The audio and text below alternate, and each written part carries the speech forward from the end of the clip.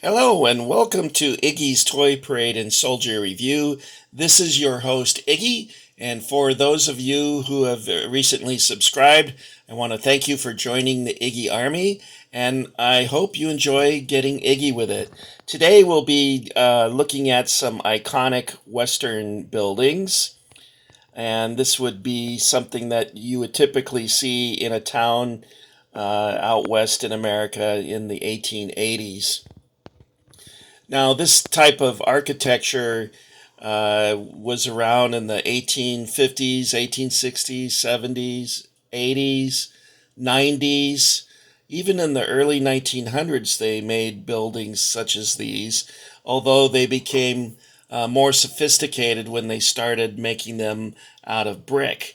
They're called a false front building, or it has a false facade in the front. And what they mean by that, let's see if I can move this so we can get a better look of the side of the building. See that? In order to make their buildings look more imposing, and also they could put their advertising and the name of their business on the top here. But the building was much smaller. It looks like a two-story building when you look at it this way, and then to the side you can see that it was just a false fronted facade. And each of these buildings is designed that way. You see that there and over here. And each one has a different design feature to it. This one is just plain. This one has the triangle there. And then we have this here. And I'll show you some pictures in a moment, that real life pictures that show what they would, typical things that they would write on the tops here. Now, this is made by Toy Soldier San Diego. It's constructed of a foam material, and I'm going to remove the roof. Each one of these comes with a removable roof, which I'm going to show to you now, and you'll clearly see the foam material there. So they would inject this foam material into a mold and create these buildings that way. And now, since I have the roof off, let's show you the interior of the building. It's, let me take this out. It has a finished floor. I'm sorry, the light is always an issue, isn't it? Okay. See, it's got a finished floor. It has wainscoting. I don't know if you can see that. There it is. Wainscoting along the sides. 2 windows and a door. Each of these are, the body of the building is identical in that it has a back door, a finished floor, and 2 windows on the side. Now, I'm guessing if these were all in a line on a main street, that they wouldn't have the windows on the side, but would have one in the back, perhaps. And maybe not even that, because they would want to save on cost of the building. Now, each building comes with a covered porch area. This is what it looks like, and then it also has these beams that support this. And you have the option of putting it up as I did here, or leaving it off. Now, when I was putting these on, I had a really hard time. I got glue all over this part here, and it dripped down, and it was a mess. And I got it all over, let me see. I got it all over this, and it looked like someone with really gooey snot sneezed on the front. It was really a mess. So what I did is I took off as much as I could. Down here it was really bad. So I took a piece of balsa wood and I painted it and I put it along the top here. And you can see it there too. This one I did a better job. Now I was lucky I had some brick colored paint so that I could cover up the mess that I made. and it matches very well. But this one here I'm particularly proud of because I'm not an artist and I'm a terrible modeler, as you guys know. And check that out. That color matches this. I mixed this color. I had some light green. I mixed it with a little black, and I got, probably by accident, I got a paint color that exactly matched that. So I was really pleased with that. It's seldom that I do something so well like that. But you can see some of my mistakes here, like this beam here doesn't even support, it doesn't even connect with the boardwalk. And it's because I tried to cut some glue off of it and got a little carried away. But anyway, you don't really notice it unless you're looking for it. I think I bought these at the West Coaster in California in the first weekend of March. They appeared to be like a 60 millimeter, which would correspond with their old Toy Soldiers San Diego old tombstone figures of Wyatt Virgil and Morgan Earp and Doc Holliday and the Cowboys that they were producing. So let's take a look. Here's a 54 millimeter detail figure. This is actually, this one is made in England. It's actually well painted. So someone who was really meticulous painted this. It's really a very well painted figure. Usually you get these detail figures and the painting's a little sloppy. But this one, it was well done. Someone really took pride in what they were doing and probably got fired as a result because it takes a lot of time. You see how small he is compared to the door? That would be like a teenager, a young person. Now, here's a 70 millimeter figure. And I'm guessing that's supposed to be Wyatt Earp because he's a lawman. But every man in the 1880s had one of those thick mustaches like that. But you see here, he's too tall for the door. This looks like a little boy next to him. See the difference there? 54 millimeter and 70 millimeter.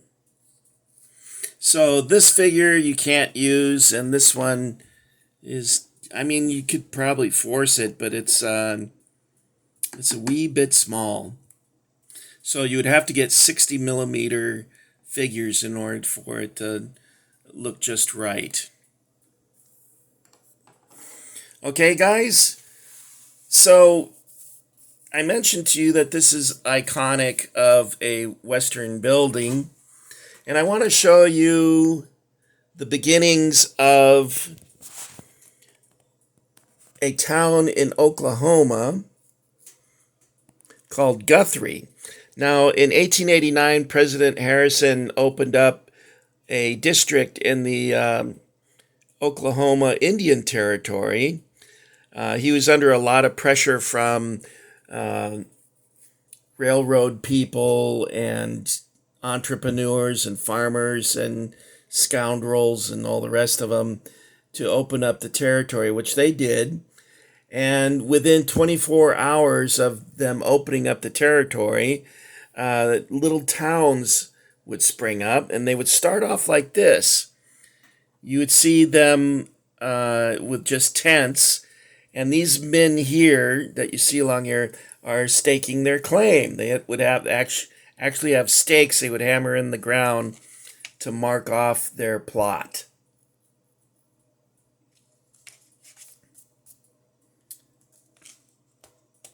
Okay, so let's see what happened. This is the first day. Here's all the men just flowing in. 6 trains of people arrived on the first day. And here's a typical setup in the beginning. And within a very short time, 24 hours, there's like 10,000 people. Now here you can see the tents are really starting to pop up now. Okay, so then we move on, and now we're starting to see businesses. Here's an open air emporium. And now you're seeing wooden structures popping up to replace the tents. Look at this, guys. It went from nothing to this within a few weeks. Looks like this building here is brick.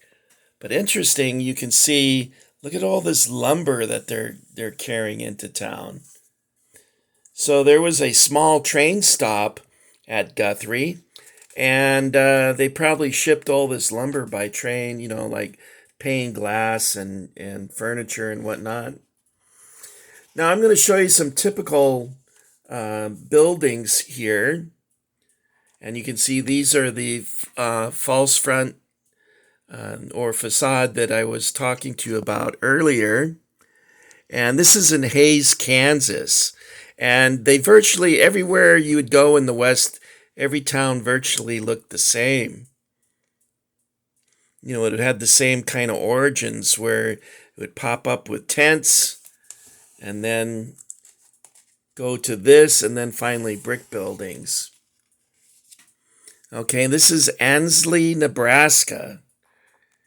And this one doesn't have a false front to it. It's just a small building there. Advocate office. Got to be able to sue people, I guess.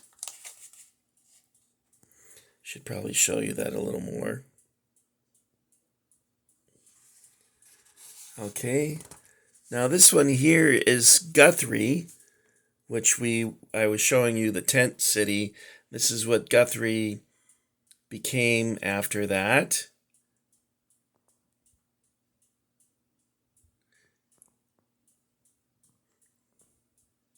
And you can see this roof line here is somewhat similar to what we have over here. And this roof line is like that one.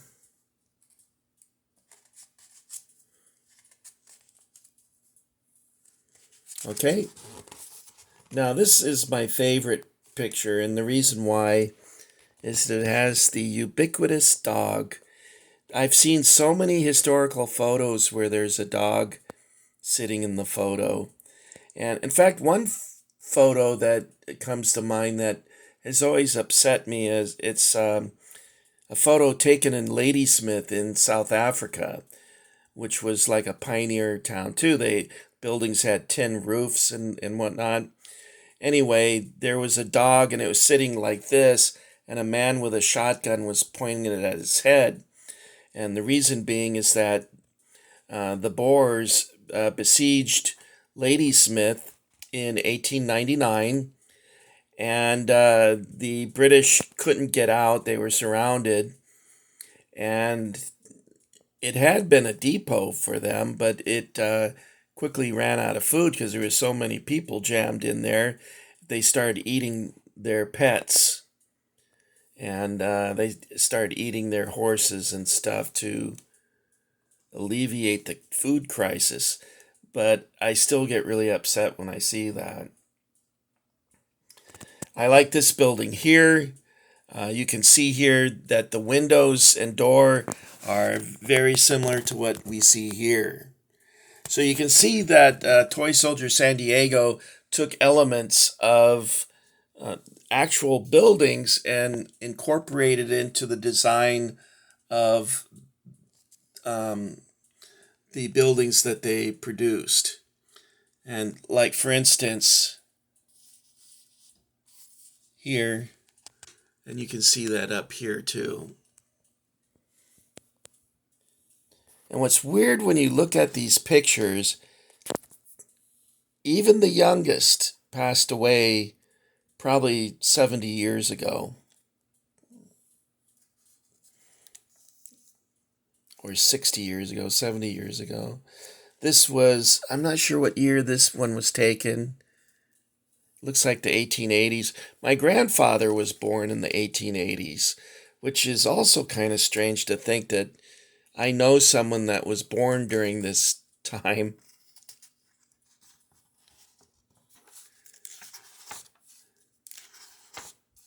Now, here's an interior of a general store. Now, they used to gather around the potbelly stove and swap stories and gossip. And I was thinking,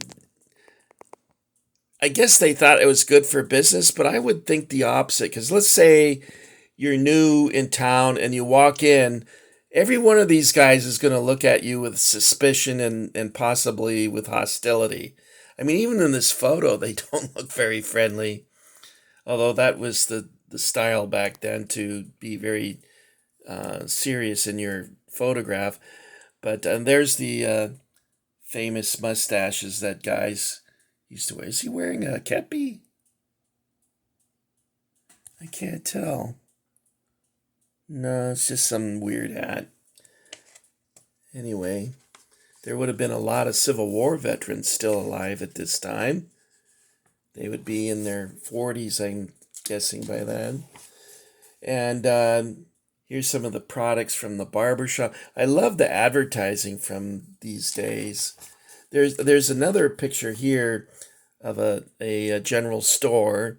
Everything would be behind the counter. Customers, that was actually something that,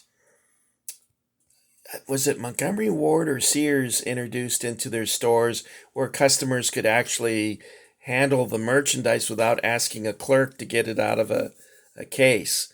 And they would sell everything in these shops, from apothecary medicines to guns, clothing, candy, food, all sorts of things would be sold in these stores.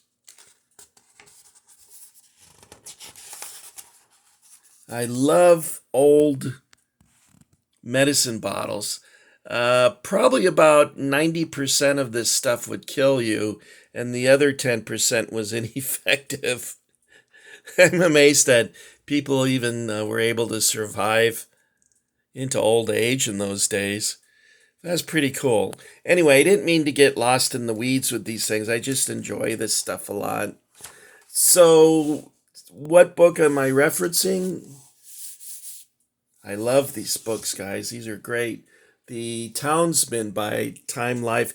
You can get a complete set of these on eBay for like $20. I'm not kidding. And you can see here, there's quite a number of books. I got all those books for $20. Although shipping was a problem. So that worked out with shipping to be about $2 a book. Okay, guys, that's my Western Town buildings that I bought at the West Coaster in California, Toy Soldiers San Diego. And I believe Toy Soldiers San Diego sold all their property rights to a seller on eBay by the name of McShawn's Closet. So if you're looking for some of these buildings, they're still available. I think they run for about $42. I highly recommend that you get one that's painted, though, so that you don't have to go through the hassle of doing cut work and getting it on here and then getting this on here and whatnot. But they leave the choice of putting these up to you. And if you're like me, you'll do more gluing on your fingers than you will on this. But when I put this on, it was all perfect. And I flipped it up, and it was all dripping down the front of the building. It looked really bad. But, that's the way it goes. Not everyone is Van Gogh.